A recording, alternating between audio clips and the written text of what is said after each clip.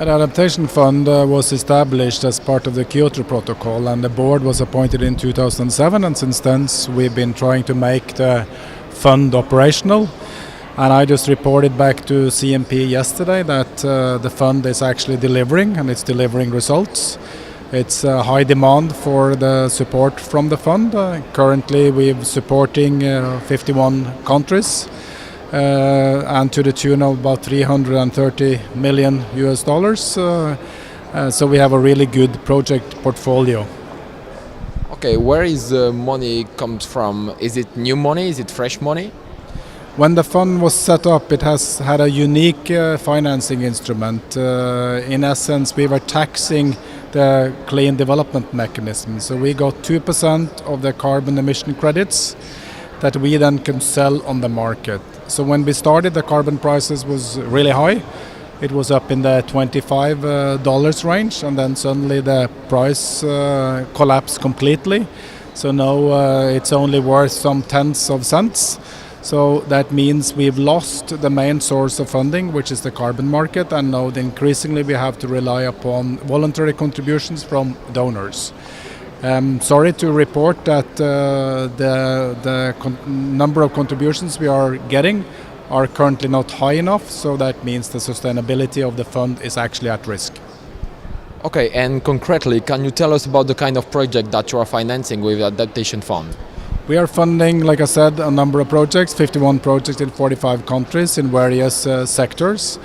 Our objective is, of course, is to finance concrete adaptation project to make sure that people and local communities can adapt to the impacts of climate change. We have projects all over the world. We have in Honduras, for instance, we are supporting water resources management.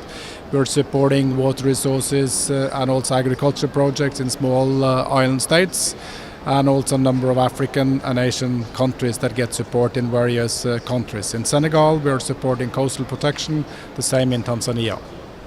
Concerning the Norwegian indc, would you comment about this? The Norwegian indc is that we have committed to reduce our emissions by 40% by 2030.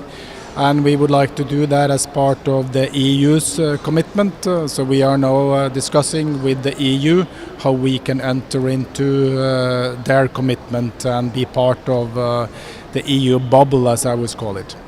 And concerning the oil exploitation of Norwegian government, is it not a bit paradoxical with the good INDC like yours? That is an issue that I don't want to speak specifically about from a Norwegian perspective. I have my own personal views, but we are, if you look at our oil and gas sector, it is one of the most efficient ones when it comes to environmental impacts, and also that the world still would need fossil fuels, oil and gas. But of course, this is a dilemma that we are constantly faced with. Okay, let's get back to the Adaptation Fund. As the chair of this fund, what are you expecting from COP21? I think for us this is a critical COP. We are now negotiating a new agreement, and the question is whether we will be part of this new agreement or not, since we are part of the Kyoto Protocol, and some key parties are not party to the Kyoto Protocol. So this is a decisive moment for the Adaptation Fund. And like I said, the sustainability is at risk because our funding is not high enough. And we are also hoping that we will get additional pledges coming out from donors during this COP. Thank you very much for your time and for your answers.